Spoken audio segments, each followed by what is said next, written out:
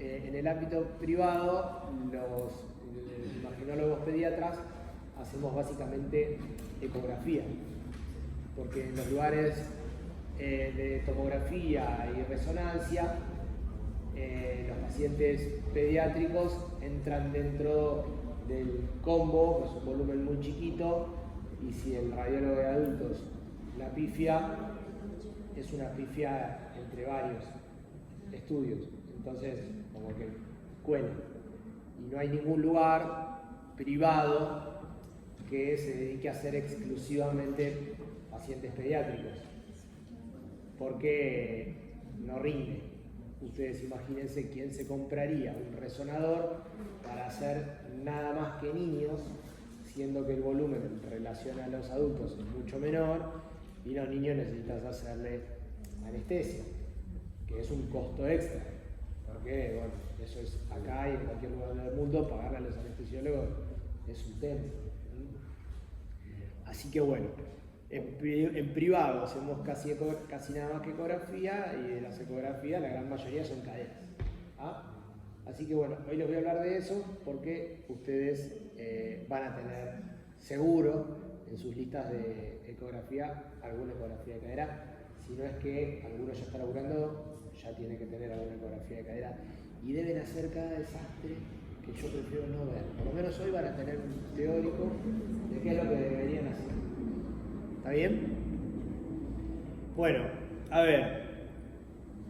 La ecografía de cadera, como ustedes saben, sirve para descartar una enfermedad que es la displasia de cadera, que según la época de la historia tiene distintos nombres.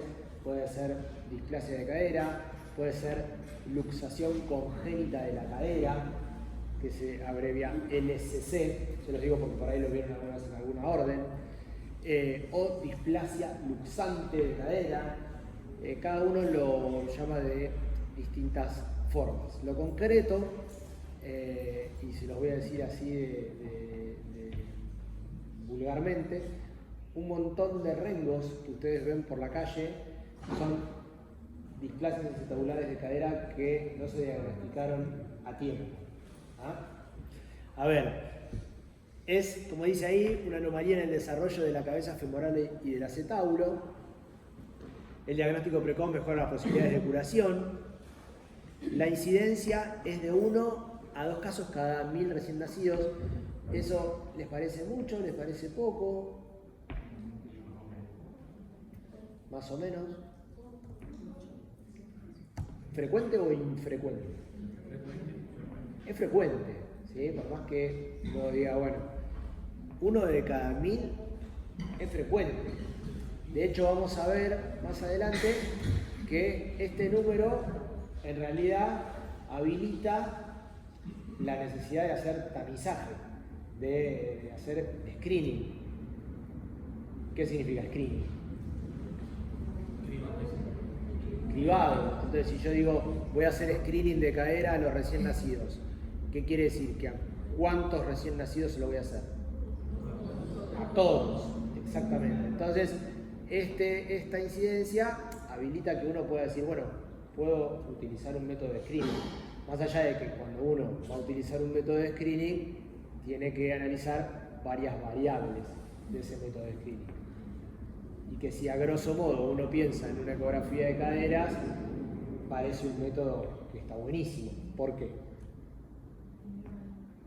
Radia, ¿por qué? ¿Por qué recontra barato? Porque nos pagan 2 mangos, ¿qué más? No necesita anestesia, es dinámica y estática en el caso de la cadera, vamos a ver por qué. ¿Qué más? Exactamente, o sea, se necesita un GIL y un ecógrafo, que ni siquiera tiene que tener Doppler. Y hay quienes hacen ecografías de cadera con un transductor convexo, la realidad, pero hay quienes lo hacen. Entonces, de pronto, si uno piensa, ¿no?, en que es barato, es costo efectivo, es inocuo y todo eso, y entonces dice, bueno, vamos para adelante con la ecografía de cadera para todos los recién nacidos. Pero hay países de verdad el mundo, del otro lado del océano, en donde las cosas se analizan con un poco más de criterio y se dice, bueno, ¿es realmente la ecografía un método más mejor que el buen examen físico del recién nacido para descartar la ecografía de cadera? La respuesta probablemente es que no. ¿Ah? Entonces, en ese contexto, en donde no es mejor que el buen examen físico, ahí restamos todo el entusiasmo del screening para todos y entonces digo, bueno, no se lo hacemos a todos. Vamos a ver a quién se lo vamos a hacer. Porque quizás, para mí, que tengo el 60% de mi consultorio lleno de caderas, me sirven. Para el niño, que le estoy haciendo algo que es inocuo, que si le caliento el gel capaz que ni llora, es inocuo.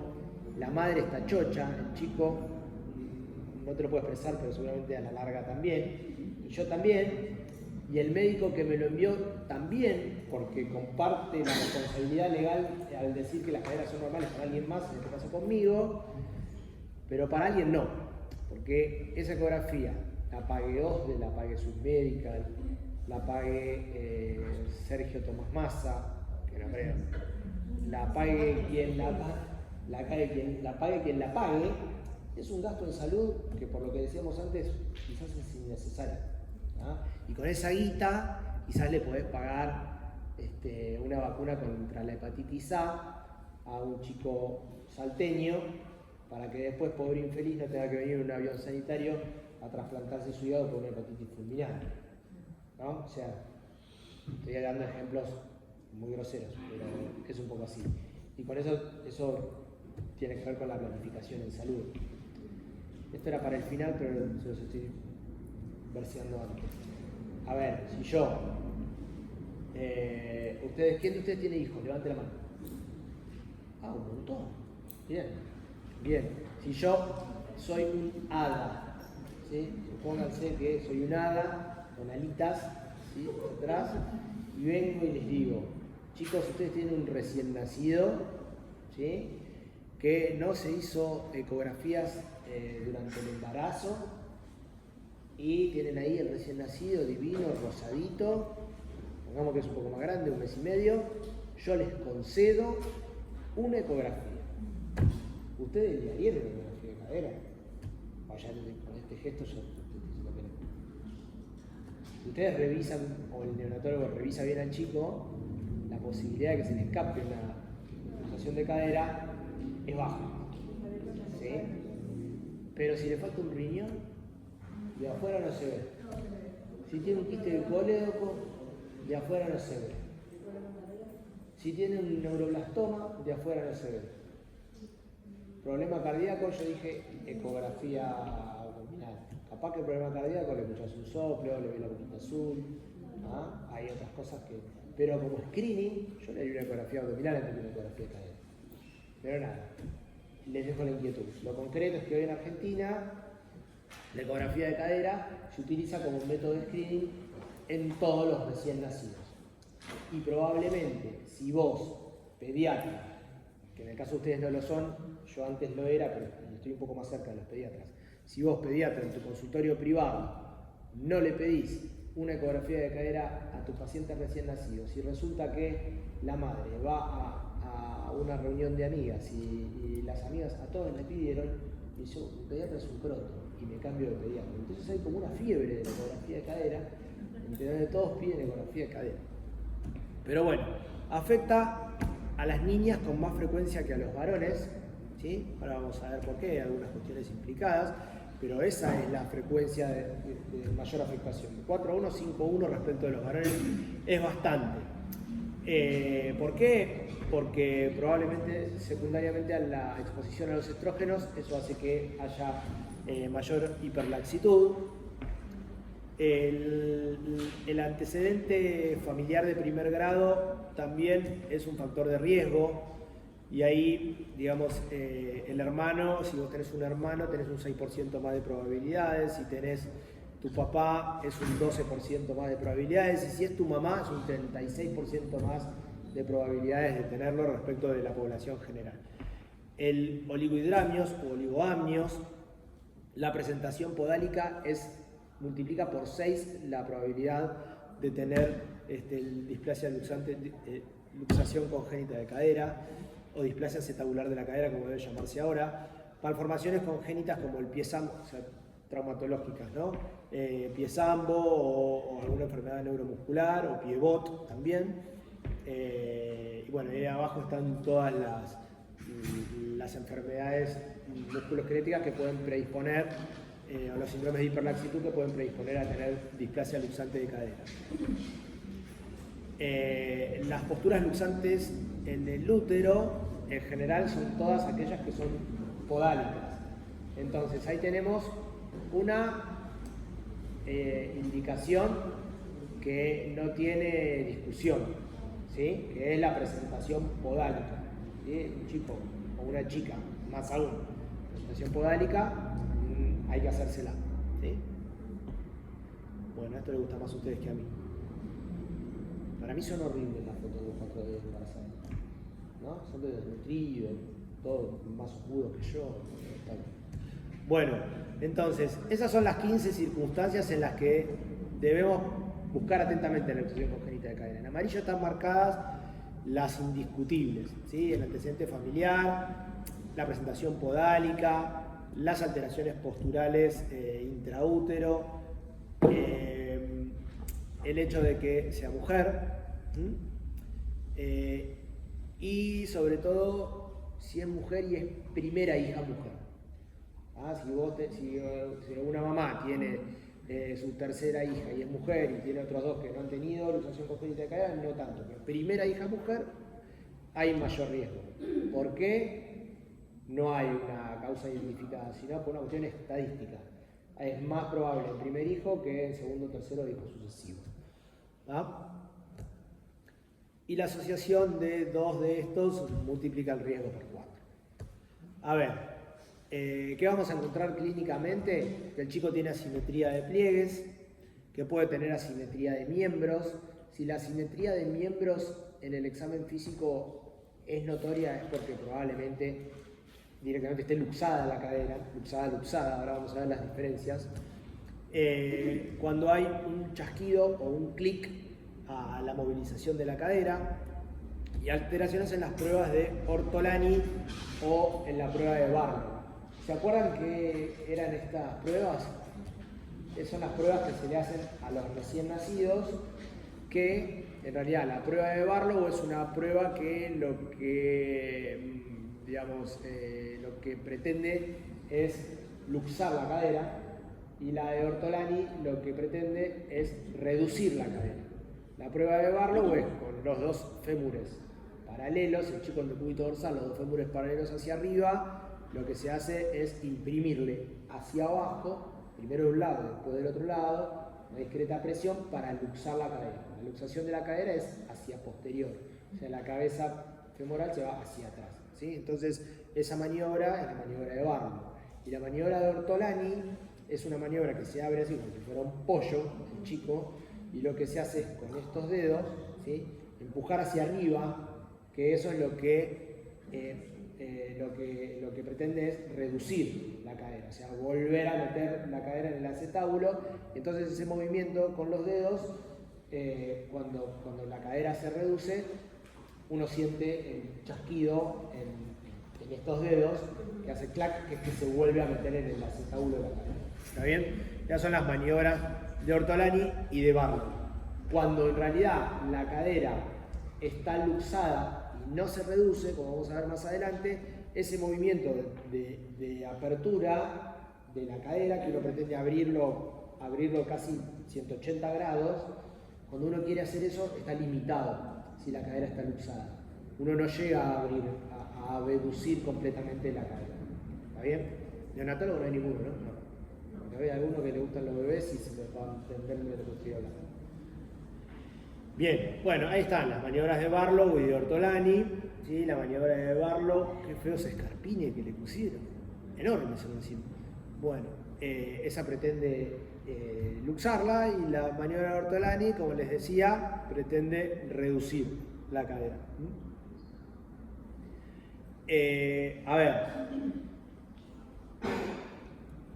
la maniobra más reproductible es la limitación en la abducción, ¿sí? Eso es lo que más nos canta de que la cadera puede estar luxada, cuando uno no la puede abducir del todo.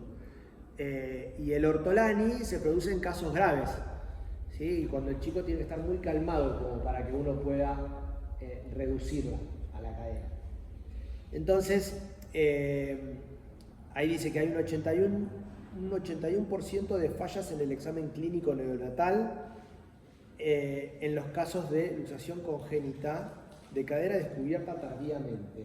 O sea, cuando uno encuentra una cadera que está luxada, seguramente, y eso es lo que nos está haciendo ruido últimamente, es porque no lo revisaron adecuadamente. Y entonces hay cierto efecto de que hoy por hoy los neonatólogos o los pediatras no hacen asiduamente las maniobras de Barlow y Ortolani como nos enseñaron los viejos semiólogos, porque total le voy a pedir una ecografía, ¿no? Y eso es un tema, ¿no?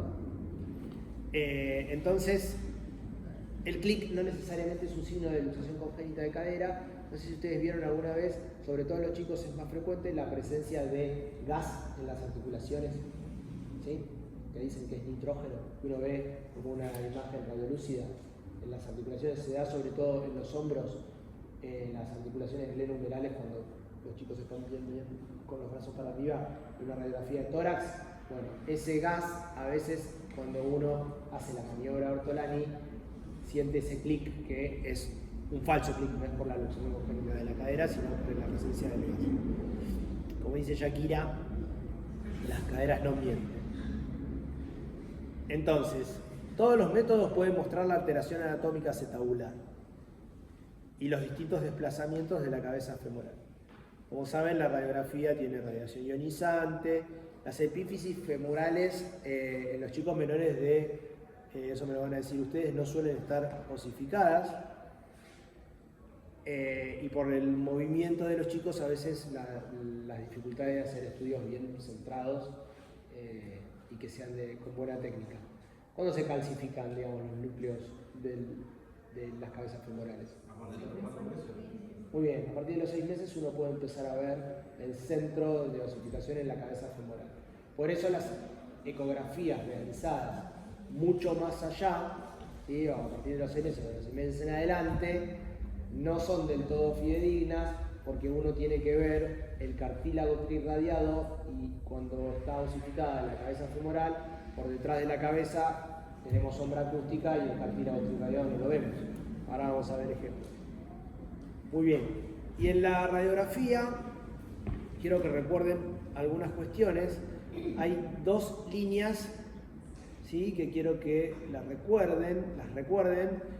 Esta es una de ellas, que es la línea de Hingel-Reiner, ¿sí? Que es esta línea horizontal, que pasa por el borde inferior del ilíaco, ¿sí? ¿Se ve? Acá termina el ilíaco, y por acá pasa la línea de Hingel-Reiner. Y después, esta línea, que es la línea de Perkins, que es una línea vertical que cruza, ¿sí?, a la línea de Hingel-Reiner y pasa por el borde externo del techo acetabular, ¿sí? Entonces recuerden estas dos líneas, una que pasa por acá y otra que pasa por acá, línea de Perkins y línea de Hingel-Reiner. ¿Por qué quiero que las recuerden? Porque a partir de estas líneas vamos a poder hacer radiológicamente el diagnóstico de luxación congénita de la cadera. Y después hay una línea, ¿sí?, que pasa por el techo acetabular en toda su longitud. Este es el techo acetabular, ¿sí? La línea pasa paralela al techo acetabular y cruza a la línea de Hingel-Reiner formando este ángulo, ¿sí?, que es ni más ni menos que el ángulo alfa, que lo vamos a ver ahora en la ecografía. ¿Está bien? ¿Se entiende eso? Es fundamental que lo entiendan, porque si no lo entienden, estamos en problema.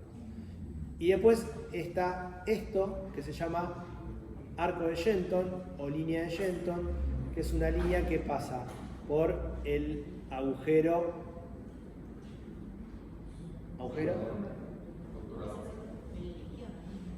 obturador, muy bien, y esto que es el borde interno del cuello femoral. Entonces, una línea que es así, que es esta, se llama línea de Shenton. Cuando la cadera está luxada, esta línea de Shenton, como vamos a ver, está interrumpida. Cuando la cadera está luxada, el ángulo alfa, cuando el acetábulo es displásico, ¿sí? El ángulo alfa aumenta. Ahora vamos a ver cuánto. Y cuando la cadera está luxada, en este caso no, porque este chico no tiene núcleos de osificación, porque es menor de 6 meses y capaz que con la eco era suficiente, pero digamos, si uno es un chico más grande y ya tiene núcleo de osificación, cuando la cadera está luxada, el núcleo de osificación no cae dentro del cuadrante ínfero interno. La cruzada de las dos líneas delimita 4 cuadrantes, ¿sí? 2 internos, 2 externos. Habitualmente, en una cadera normal, el núcleo de osificación está en el cuadrante ínfero interno. Cuando está luxada, no, se va para afuera. En general, para afuera y para arriba. ¿Está bien? Entonces, este es normal, ¿sí? Y este es displásico. Miren dónde está la cabeza, es un esquema, ¿no? Obvio. Miren dónde está la cabeza femoral, miren cómo está el ángulo alfa, ¿sí? Recontraabierto. Ahora vamos a ver, y miren cómo está el arco de Shenton. Miren este que es normal y miren este, se fue a cualquier lado, ¿sí? Miren acá. Les debo las líneas, pero lo hice a propósito, ¿sí? Si ustedes trazan una línea acá, ¿sí? Y una línea acá, ¿sí? La línea de Hingenreiner y trazan la línea de Perkins, este se fue arriba y afuera y este está bien adentro. Y los núcleos, fíjense este núcleo y fíjense este. Claramente tiene menos desarrollo del núcleo porque está luxado. ¿Sí? La adecuada cobertura acetabular de la cabeza femoral hace que el núcleo se desarrolle de manera normal. ¿Sí? En general, las caderas luxadas tienen menor desarrollo que su contralateral si la contralateral es normal. Miren esto. ¿Ah? Fíjense este acetábulo, fíjense este arco de Shenton, fíjense la posición del núcleo de osificación de la cabeza femoral. Entonces, un poco lo que estuvimos hablando recién, la eco no usa radiación, permite ver el cartílago, los tejidos blandos, permite una correcta identificación de la cadera cuando está normal, cuando no lo está, y las desventajas es que hace falta hacer por lo menos 200 para poder entender de qué va la ecografía de caderas.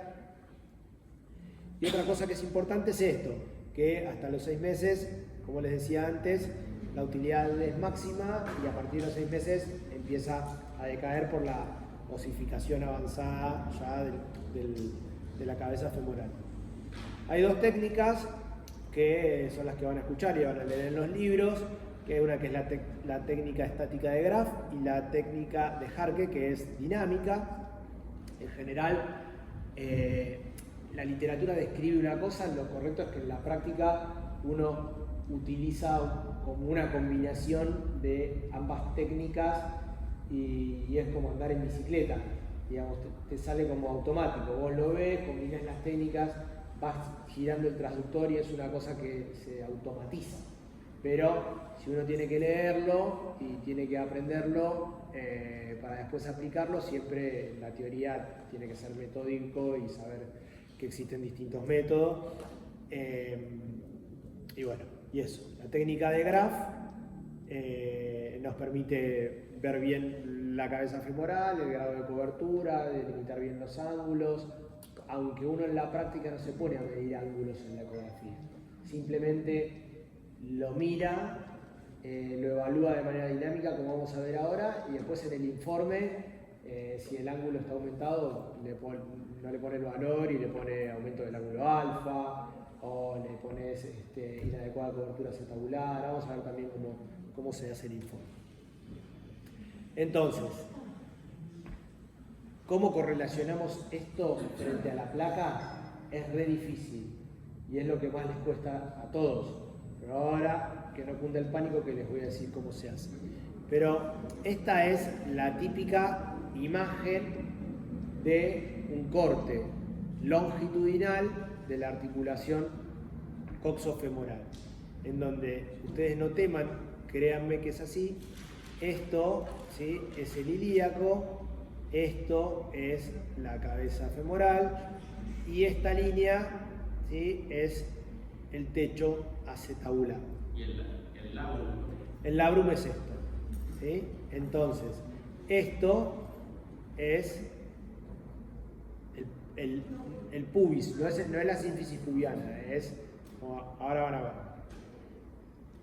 Y acá está lo que se llama el cartílago trirradiado. ¿Sí? El cartílago trirradiado sostiene a la cabeza femoral. ¿Sí? Ahora vamos a ver. Entonces, cuando el ángulo alfa, que es este, ¿sí?, es mayor a 60, hablamos de que es normal.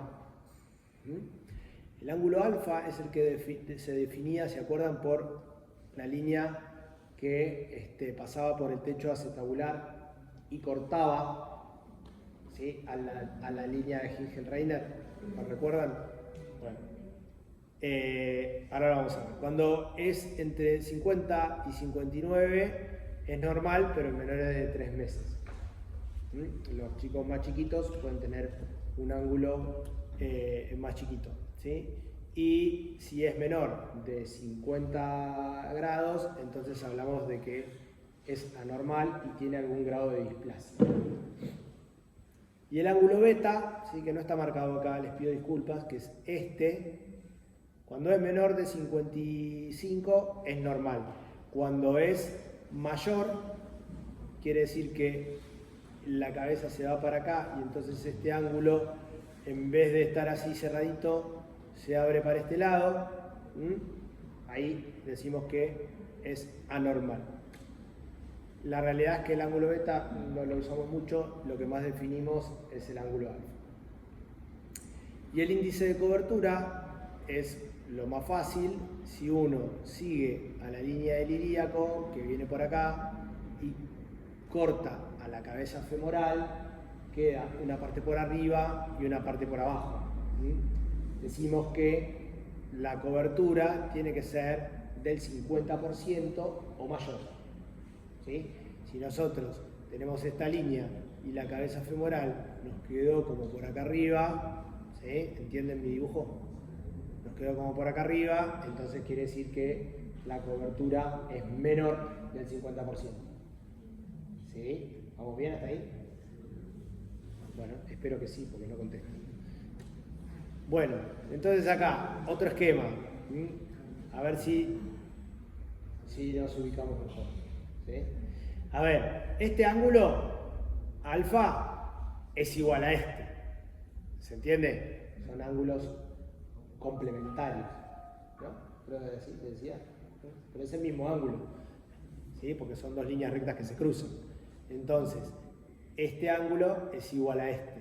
Y yo les decía que el ángulo alfa, vamos al anterior, ¿sí?, se define por esta línea que es paralela al ilíaco y esta línea que es la del techo acetabular.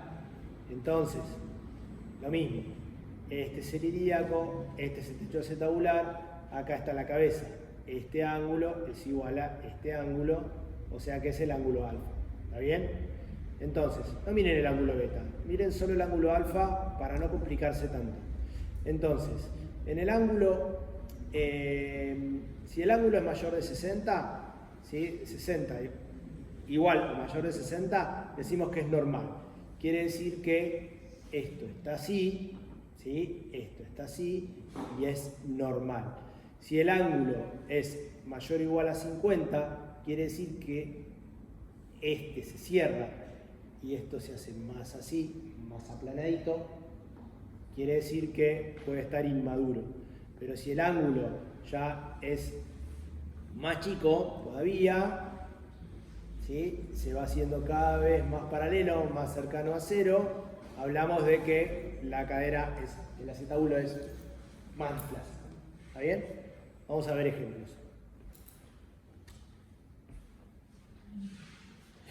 La técnica de Jarque es la técnica dinámica, ¿sí? Es la técnica que muestra la cadera en los distintos planos, ¿sí? La articulación de la cadera en los distintos planos, sobre todo en un plano coronal y en un plano transversal, o en un plano longitudinal y en un plano transversal, muestra distintas imágenes y uno aparte le imprime presión, como si fuera a hacer las maniobras de Barlow o de Ortolani, y ve cuál es el cambio ante la maniobra. Con el paciente en posición supina, en la cara lateral de la cadera, hace cortes coronales y transversales. En reposo, como dice la técnica de Graf, y con maniobras de estrés. Esto es la famosa técnica de Jarque. A ver, ¿a qué se refiere que es dinámica la técnica de Jarque? Justamente a esto. Aquí uno lo hace con la cadera en aducción, ¿sí? Y con la cadera en abducción o abducción, ¿sí? Entonces, esto que es un corte transversal. ¿Se entiende? El corte transversal tiene el eje mayor en paralelo al eje del fémur. ¿Se entiende? Así.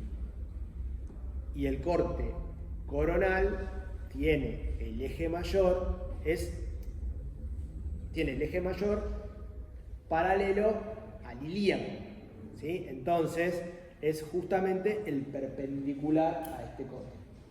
¿Está bien? Fíjense cómo pongo el transductor acá y fíjense cómo lo vamos a... Esto es lo mismo, ¿sí? Es el mismo corte, pero con la cadera en aducción o la cadera en abducción. Este es el corte transversal. El corte coronal es este, ¿sí? Este soy yo, cuando tenía menos panza. Este es el corte coronal. ¿Ven que no es el mismo corte? ¿Se entiende? Una cosa es esto y otra cosa es esto. Bien, entonces lo que vamos a ver es esto. Esto, ¿sí? Es esto. ¿Se entiende?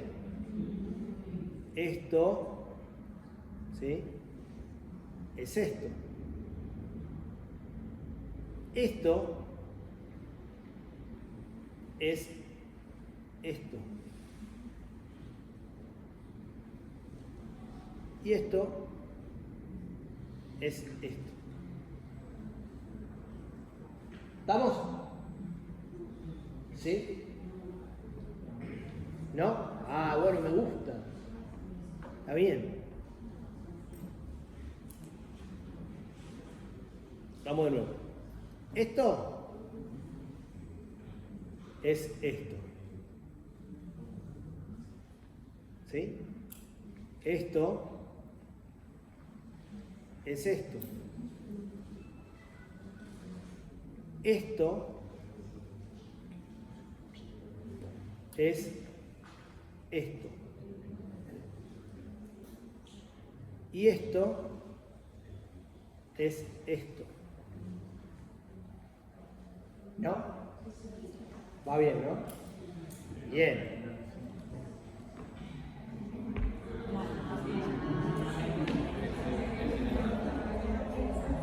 Esto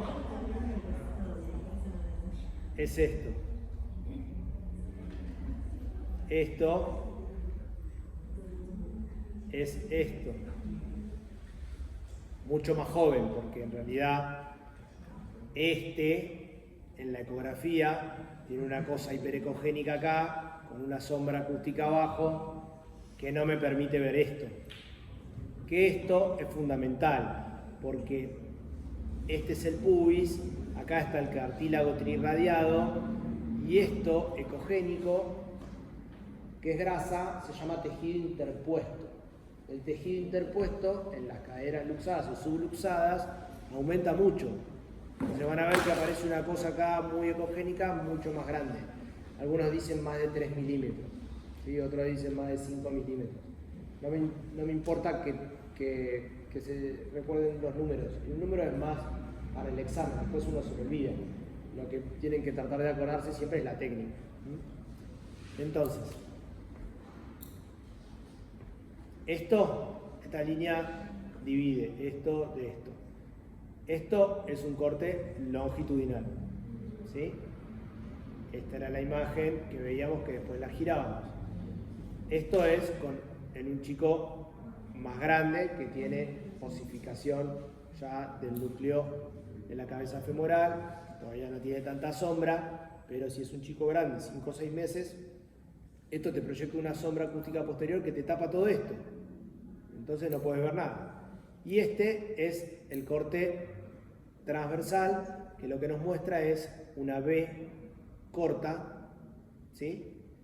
Y si yo veo acá que este es el corte correcto, ¿no? La foto tiene que mostrar esta B corta. Si yo acá veo una línea ecogénica, estoy viendo el fémur, ¿sí? La diáfisis femoral. Técnicamente no es lo correcto. Uno tiene que mostrar esta imagen. Y esta B corta con la cabeza femoral ahí asomándose. Hay alguien cortándose las uñas, no sé el ruido raro. Bueno, también que sea aburrido, pero tampoco cortarse las uñas.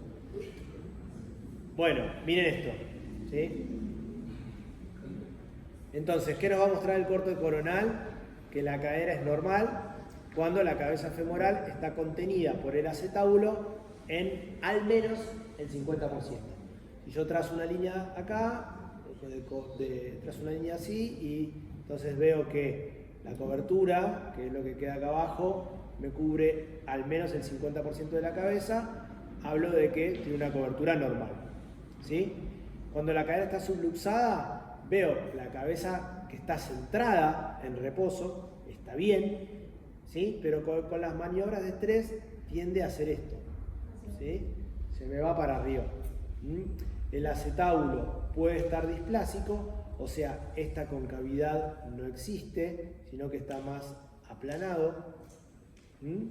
Y aumenta el grosor, ¿sí? del el fondo, ¿sí? Y lo que se llama tejido interpuesto. Ya lo vamos a ver, no desesperen, pero yo se lo muestro así primero. Y cuando la cadera está luxada, en este corte también lo vamos a ver, la cabeza está desplazada para arriba y lateralmente, ¿sí? No existe la cobertura acetabular y puede estar apoyada así directamente sobre el ilíaco. Y el acetábulo no lo vemos así, sino que lo vemos así, ¿sí? Prácticamente no está. ¿Está? ¿Estamos? Muy bien. Este, por ejemplo, es un chico con una cadera luxada, está desplazada lateralmente y en sentido cefálico. Tenemos un ángulo alfa que prácticamente no existe, ¿sí? Que es, el ángulo alfa es el ilíaco y la cabeza y el techo acetabular, y me queda este angulito acá, repedorro, ¿sí? Y el ángulo beta es gigante, ¿sí? Que es este. ¿Está bien? Gigante. Bien. Y encima es grande, porque tiene el núcleo de osificación. Y esto indica que el tratamiento es más complejo. Ahora vamos a hablar un poco de eso. Bueno, ¿qué me pueden decir de este? ¿Alguno que se anime a ver el más dormido, el de los rulos? No, vos no, tu vecino. ¿Qué te parece este? Tomá, y te caché. No, te la dejo para la próxima. Otro, que haya estado más despierto. Es una subluxación, ¿no? ¿Por qué? Más no, menos. Epa. Bien, tiene menos del 50% de cobertura acetabular. ¿Cómo está el ángulo alfa? El beta está amplio, el alfa está pequeño, perfecto. ¿Y qué más? Y el acetábulo está plano, parece displásico. Muy bien. Están más despiertos de lo que yo pensaba. ¿Y este qué tiene, lo que marca la flecha?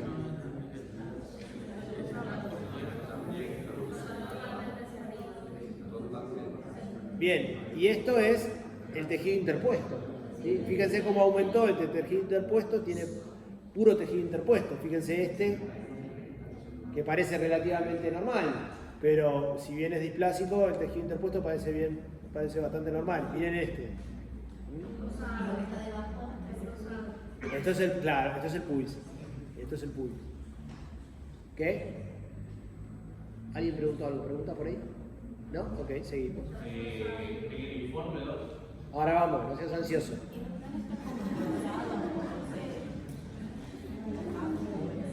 ¿Esto? No necesariamente. No necesariamente. No, eso en general no suele estar afectado. Se nota más que en el normal, obvio. Pero no porque esté engrosado, sino porque está despegado. Ese corte siempre va a ser que lo tenga que ser así. Exacto, este es muy bien, este es en el corte longitudinal. Todo el centro de la cadena. Sí, vos tenés que ver la parte más cefálica de tu corte, tenés que ver el ilíaco y después tenés que ver la cabeza femoral. ¿Sí? Siempre el reparo del ilíaco tiene que estar, porque si no, no podés medir cuál es la cobertura acetabular. Entonces, corte transversal. Cuando es normal tenemos una configuración en U o configuración en B cuando le aplicamos presión. Cuando está subluxada hay un desplazamiento lateral. Cuando está luxada hay un desplazamiento de la cabeza femoral y nunca podés lograr esa configuración en B, ¿sí? del ¿cómo se llama? Del corte transversal. Esto, que es lo normal, cuando está luxada nunca conseguís esta imagen. Nunca conseguís esa. Es muy difícil, o sea, mientras agarras el traductor, vas colocando para los rayos del equipo. Es difícil, mirá. Realmente le pido a la mamá que cambie el libro, la de. No, antes.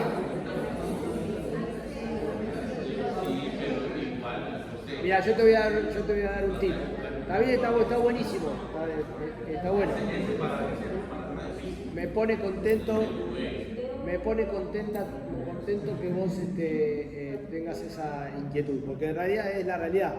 Fíjate, te voy a mostrar una foto mía. Yo en general hago esto, ¿sí? Con esta mano para ver la cadera izquierda del bebé, o sea, el bebé, si este es el bebé, ¿sí? Yo en general hago la ecografía parado, ¿sí? Y el equipo lo tengo acá, la camilla la tengo así y al bebé lo tengo así, ¿sí? Y yo me paro acá, así, ¿sí? Entonces, primero agarro el transductor con la mano derecha y ¿qué hago con el bebé? Como hago ahí, le cruzo la panza para arriba, le cruzo la pierna por arriba de la otra y con esta mano lo tengo fijo. Entonces, ejerzo presión, como si lo fuera a luxar.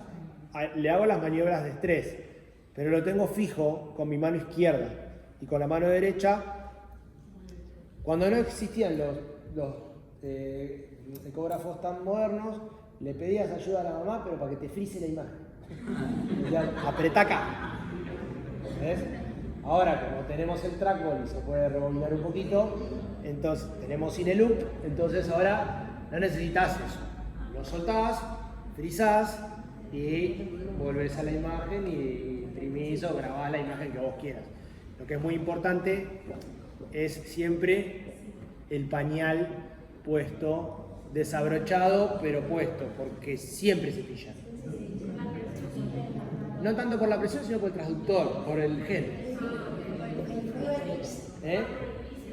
Claro, te vas todo pillado. Sí, es importante eso. ¿Ah? Bien. Creo que me quedé acá. ¿Sí? Entonces, en el corte transversal, esa imagen en B corta, ¿sí? Del normal, no la ves. ¿Sí? No la podés recrear. Bueno, y entonces después vienen las distintas cuestiones de que, bueno, un poquito, otro poquito, venite en 15 días, vamos viendo. Hay cosas que, si bien la luxación congénita de caderas puede ser bilateral, ¿sí? Si bien puede ser bilateral, les debo el porcentaje, siempre la cuestión de la asimetría nos tiene que llamar la atención. Si nosotros encontramos que están asimétricas, prestémosle atención. Pero si no, podemos decir que hay discreta inestabilidad, por ejemplo, en las maniobras de estrés, cuando este tejido interpuesto es mayor a 2 o 3 milímetros, o mayor de 3 milímetros, entonces vos decís, sí, está medio inestable, o cuando el porcentaje de cobertura no llega al 50%. El momento ideal para hacer la ecografía de cadera, sobre todo como método de screening, es, y esto recuérdenlo, alrededor de las 10 semanas de vida. ¿Sí? Si uno, 2 meses y medio, si uno lo hace mucho tiempo antes, sobre todo si el chico es prematuro, la inestabilidad fisiológica hace que la ecografía no te dé bien y que necesariamente tengas que volver a verlo. Hay muchos pediatras que lo piden después de la primera consulta y nosotros los tenemos que recitar. Porque por más que vos sepas que es una inestabilidad fisiológica, lo tenés que volver a ver porque la foto te va a quedar fea. Y después el pediatra ni la mira. Pero si después el pibe terminó haciendo una luxación, vos quedaste mal por haberle puesto normal a una foto que encima no se veía ya bien desde entrada. Bien. ¿Cuándo hablamos de cadera subluxable? Bueno, ahí dice, cuando el desplazamiento es mayor a 3 milímetros, fíjense el tejido interpuesto, fíjense la distancia que hay respecto del pubis, el cartílago trirradiado está bastante elongado. Fíjense, este techo acetabular está bastante aplanado. Y si tengo que hacer la cobertura y la línea pasa por acá, es bastante menor del 50%. Y hablamos de luxable cuando el desplazamiento ya es mucho mayor. Fíjense este espacio del tejido interpuesto acá, fíjense cómo está el recontraplanado del acetábulo, y el desplazamiento es mucho mayor. Y el porcentaje de cobertura menor al 30%. A ver, esto, repito, para el examen se lo van a acordar, porque si le tengo que hacer alguna pregunta respecto lo más fácil es preguntarle algo respecto de los porcentajes, pero la realidad es que después, en la práctica, lo importante es que tengan el concepto, ¿sí? ¿Cuándo volvemos a ver, esto no se los dije, cuándo volvemos a ver al anterior, al hiperlaxo, al que pensamos que es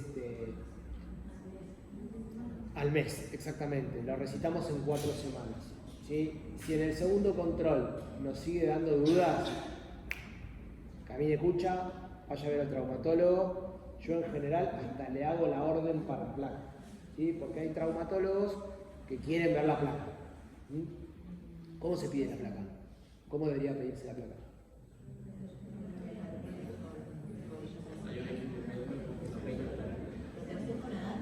Por supuesto. Ahora no, esas no tenían, sí, RX, ambas caderas, frente, con rodillas al cenit. ¿Sí? Sí. El otro día me cayó una orden de ecografía. Ecografía de caderas con rodillas al cenit, decía. Ecografía de caderas con rodillas al cenit. Al cenit. Bueno. Esta, bueno, nada, nadie duda. Recontra luxada. Cobertura acetabular, 0. Si trazo una línea de ilíaco, la cabeza me quedó por afuera. Porcentaje de cobertura 0. Cabeza femoral luxada. Yo en general le pongo luxada, desplazada lateralmente y hacia cefálica. El porcentaje, trazas una línea que pasa. Sí. Trazas una línea, si querés, y en el ecógrafo podés trazar líneas, podés hacerlo. En general yo en las fotos no lo describo, muestro la foto, no pongo líneas ni ángulos. pero se puede hacer. Sobre todo si disponés de un PAX y podés hacer algo por proceso, mejor. Pero en general no lo hacemos. En el italiano lo hacemos. Los chicos que hacen eco en el italiano les trazan algunas líneas ahí mágicas y les ponen.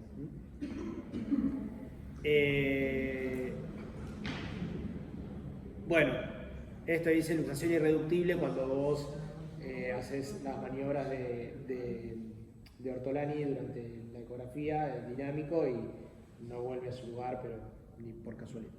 ¿Ah? Entonces, alguien me preguntaba por el informe. Entonces, ¿qué ponemos en el informe? El estudio estático y el estudio dinámico. Y en el estudio estático ponemos cuál es la posición de la cadera. ¿Sí? Si está centrada, si está subluxada o está luxada. ¿Ah? En general, el verso es ambas caderas centradas. ¿Sí? Y después, el verso sigue así, con adecuada cobertura osteocartilaginosa. ¿Sí? Porque osteocartilaginosa. ¿Tá? Hay una parte que es ósea y una parte que es cartilaginosa. Entonces, si la cobertura es adecuada, cubre más del 50%, le ponemos adecuada cobertura osteocartilaginosa. Decimos si los núcleos de dosificación están presentes o ausentes, porque si la cadera está luxada pero los núcleos no están presentes, el traumatólogo va a decidir un tipo de tratamiento, si no, va a decidir otro tipo de tratamiento. Y en estudio dinámico decimos si es estable o inestable. Por ahí está centrada, por ahí tiene adecuada cobertura osteocartilaginosa, pero en las maniobras de estrés la cadera es hiperlaxa, como pasa por ahí en un chico que tiene 2 meses o es down. ¿Sí? Entonces, ¿es estable o inestable? ¿Tiene laxitud? Si la tiene, si no la tiene. Si es luxable, decimos que es luxable y tiene maniobra de Barlow positiva. ¿Sí? Y si está luxada, debemos decir si es reductible o no es reductible. ¿Sí? Muy bien. ¿Y qué se le hace al luxado? Se le pone esto, que es un arnés de Public, que es bastante molesto. El primer día la madre llora, el padre también, qué sé yo. Después se acomoda, se acostumbran, después de la primera semana, y el chico lo tiene que usar 27 de las 24 horas del día. ¿Sí? Solo se saca para bañarla. Y después se vuelve a poner. Vive con esto, duerme con esto, come con esto, todo el tiempo con esto. ¿Y en cuánto tiempo se le saca? 3 meses más o menos, si anda todo bien. ¿A qué apunta esto? Apunta a tener la cadera en abducción y en flexión. O sea, fíjense, para arriba, no las piernas estiradas, para arriba y en abducción, hacia afuera, para que la cabeza femoral presione sobre el acetábulo, exactamente, y se desarrolle bien la cobertura osteocartilaginosa. Se hizo tarde. Bueno, en general, después de ponerle el arnés, te lo mandan rapidito para que le hagas la ecografía. La primera ecografía apunta a ver que el arnés esté bien puesto. Entonces lo que tenemos que ver es que esté insinuada la cabeza femoral hacia el acetábulo. ¿Sí? Muy bien. Esto un poco lo que hablábamos antes. La luxada y la no luxada. Fíjense dónde cae la placa, acá donde cae el núcleo de dosificación, arriba y afuera en la luxada, abajo y adentro en la no luxada.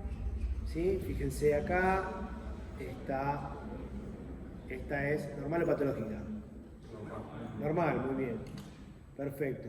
Y acá está Mirta, que ya se jubiló. ¿Sí? Que, bueno, esta es un poco la técnica de cómo se debe realizar. Acá la retaron a Mirta porque no le había puesto la protección gonadal. Acá le puso la protección gonadal, entonces la felicitaron. Y es sin pañal. Y es sin pañal, sí. Siempre tratar de que sea sin pañal. Acá esto no se debe hacer, no le pusiste la protección gonadal, esto sí le pusiste la protección gonadal. ¿Qué otra cosa? Antes se hacía la Lowenstein, ahora no, se hace solamente el frente, no frente y perfil. Lowenstein es el perfil de caderas, ¿sí? ¿Saben lo que es la posición de Lowenstein? Exacto. Está derrame. Esto no se hace más. La luxación de cadera se hace solamente el frente.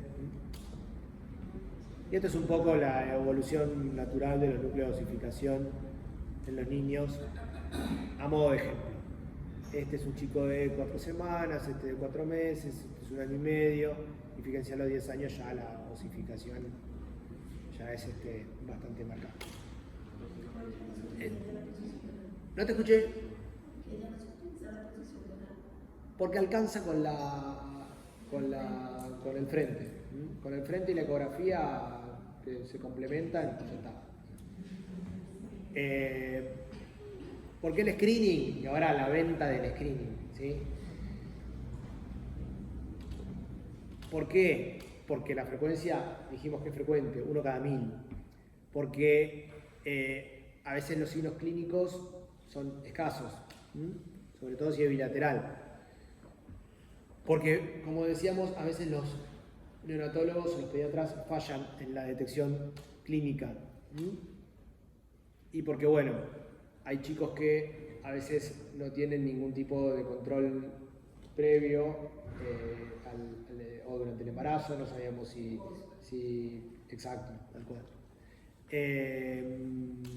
No son examinados al alta, o por ahí tienen, no sé, partos domiciliarios, o lugares con poca experiencia. Porque un montón de los rengos que vemos caminando por la calle tuvieron luxación congénita de cadera y nadie los detectó. Y porque el análisis de los factores de riesgo en la literatura dicen que el 60 al 70% de los pacientes que presentan luxación congénita de cadera no tenían factores de riesgo. Entonces uno dice, bueno, ¿solo tengo que estudiar a los que tienen factores de riesgo? No, tengo que estudiar también a los que no tienen factores de riesgo, si nos limitamos a la estadística. Esto no importa. Y después, otra cosa, el FEI. ¿Vieron el FEI? El estudio de sangre del talón. Estudia todas estas enfermedades. El hipotiroidismo congénito es 0,4 por 1000. Y dijimos que la ecografía, que la luxación congénita de cadera es 1 por 1000. Bien, la fenilcetonuria 0,04. La fibrosis quística 0,3 por 1000. ¿Por qué no vamos a hacer ecografía de cadera? No los quiero marear, hagan lo que quieran. Bueno, dos cositas de esto, ¿sí? Dos cositas porque ya lo vimos en la clase pasada, en la clase de urgencias, y porque no quiero dejar de renombrarlo porque es algo que también frecuentemente se lo van a pedir. La sinovitis transitoria de cadera, en general son chicos con cojera, con dificultad en la marcha. La sinovitis de cadera se puede dar en la cadera o en la rodilla, es mucho más frecuente en la cadera, y es un derrame articular aséptico que se produce como una reacción inflamatoria en general a un cuadro viral que se produjo 10 días o 15 días antes de que aparecieran estos síntomas. En general no tienen fiebre y suelen tener la cadera en flexión y en abducción como posición antálgica. Entonces uno le hace una ecografía y encuentra esto, ¿sí? Esta es la cadera derecha, esta es la izquierda, encuentra que hay despegamiento capsular, ¿sí? Pero que el líquido en general es un líquido bastante hipo o casi anecoico, no es particulado, no hay demasiado engrosamiento de la cápsula articular. Y en la artritis séptica, en general, es un cuadro mucho más florido desde la clínica, los chicos tienen un aspecto toxoinfeccioso bastante más florido, los gérmenes por lejos más frecuentemente implicados es el estafilococo y el estrepto en segundo lugar. Generalmente tiene una puerta de entrada, alguna herida de guerra, rodilla, tobillo o algún lugar, alguna escoriación. En general el laboratorio tiene, ¿cómo se dice?, reactantes de fase aguda muy elevados, hiperleucocitosis y demás. Y si vemos la ecografía, en general la cápsula articular suele estar más engrosada, el contenido no es tan anecoico, sino que puede estar un poco más particulado en su interior, pero lo que marca realmente la diferencia es el laboratorio y la clínica. Los chicos con sinovitis transitoria les duele, pero vienen caminando. El chico con artritis séptica viene a UPA, tiene fiebre, llora, es otra historia, y a veces cuesta mucho extenderle la pierna para poder verle bien la articulación. Y el absceso del psoas también es un cuadro que clínicamente muestra bastantes rasgos de toxoinfección. Los gérmenes implicados son en general los más frecuentes. A veces hay puerta de entrada, a veces no. En general son por diseminación hematógena. Y a veces puede haber incluso algo loco regional y se transmite por contigüidad y se producen abscesos en el psoas. Por ejemplo, en pacientes con enfermedad inflamatoria intestinal o en pacientes con algún tipo de discitis, ya sea bacteriana o tuberculosa. ¿Qué vamos a ver? Una pérdida de la ecoestructura habitual del músculo, hay engrosamiento del músculo, hay áreas hipoecoicas en el espesor del músculo, como vamos a ver ahora, o una colección franca. Es importante ir a buscarlo en el chico que sospechan una artritis séptica y vos le haces una ecografía de cadera y en la ecografía de cadera no tiene derrame articular, anda a mirarle el psoas, porque la clínica es muy parecida. Los chicos suelen tener la pierna, el muslo, la cadera en flexión y en abducción. La sintomatología es la misma, porque el chico hace esto para cortar el psoas. ¿Está bien? Entonces, fíjense, estos son los casos por ahí más sutiles. Vos comparás ambos psoas y de este lado vemos que hay una arquitectura, una ecoarquitectura conservada, o sea, las fibras musculares están bien dispuestas. Y en este caso no, acá se ve como mucho más anárquico, está más hipoecoico, parece más desorganizado. En este caso ya es distinto, tiene pérdida de la organización habitual y tiene un área hipoecoica en el medio. Y este es en el otro corte, en el corte transversal. ¿Sí? Este es un corte longitudinal y este es un corte transversal. Presten mucha atención, el psoas es un músculo compuesto. Están los fascículos del psoas y los fascículos del ilíaco. Hay veces cuando las colecciones son del ilíaco, está como muy pegado al hueso. Entonces hay que prestar atención porque esos son los más difíciles de ver. A veces sale como ecografía normal, siguió con fiebre, hicieron una tomografía y ahí te querés matar. Bueno, fíjense, la tomografía, cuando uno lo sospecha por eco, la tomografía no hace falta que le demos contraste oral. ¿Sí? Un contraste endovenoso alcanza. Y fíjense cómo se ve el psoas. ¿Sí? Fíjense acá, esto es lo que les decía. Este es el ilíaco, este es el psoas, más arriba se juntan, es más difícil, pero más abajo están bien separados. Fíjense que el ilíaco también lo tiene comprometido, ambos, el psoas y el ilíaco. Miren del lado derecho el espesor normal y miren de este lado. En general puede también haber aumento de la densidad de la grasa mesentérica, adyacente. La tomografía son mucho más fáciles de ver por tomografía que por eco, ¿no? Obvio. Porque a veces hay que apretarles mucho, porque tienen mucho aire, o cuesta encontrarle la ventana, ¿sí? Este chico tiene, en realidad, fue una nefrectomía y después hizo una colección y por contigüidad el psoas también se afectó. Fíjense cómo están acá, cómo le brillan en esto es un spire, no es un steel, es un spire. Fíjense cómo brilla el psoas de este lado. Y tiene una colección acá, en lo que le quedó después de la nefrectomía. Este es el mismo paciente en un sagital. Y después, bueno, distintos grados de miositis, que es la inflamación exclusivamente del músculo, que puede ser traumática o infecciosa, sin presencia de colecciones. Puede haber fiebre, según si es infecciosa o no. Y bueno, ecográficamente podemos ver fibras musculares con aumento de la ecogenicidad. Esto es muy importante siempre compararlas contra la contralateral. Fíjense esto, acá, ¿sí? Cómo se ve ecogénico y con pérdida de la disposición habitual. Y fíjense acá que se empieza a insinuar con una imagen hipoecoica en el medio, que puede ser una pequeña colección. Y ya si se te escapa. Bien.